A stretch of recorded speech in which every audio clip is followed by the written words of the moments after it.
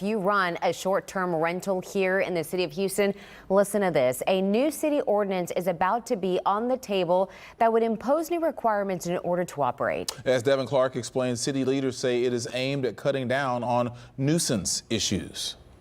It gets rented out, they come throw a party, they trash the area. You may remember this story from last August on Orville Road in Northeast Houston. It's where a 20-year-old man was shot and killed during a party at this short-term rental.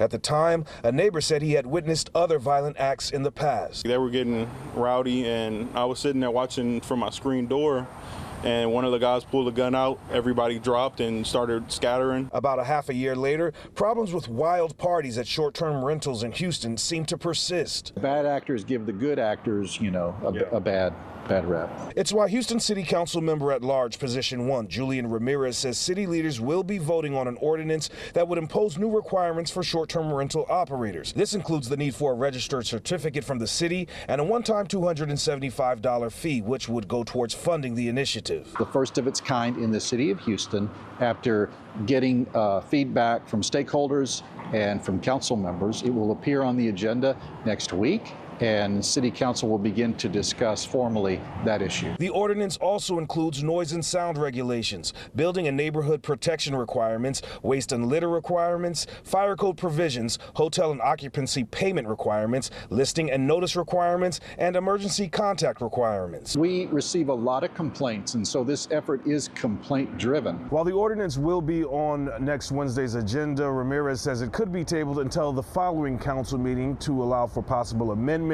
and the opportunity for public input. As it stands right now, the ordinance states that there will be a 180-day implementation period to allow registrants to come into compliance. And after that, violations will be penalized, which could include the revocation of that needed certificate to operate. Reporting from outside City Hall, Devin Clark, KPRC 2 News.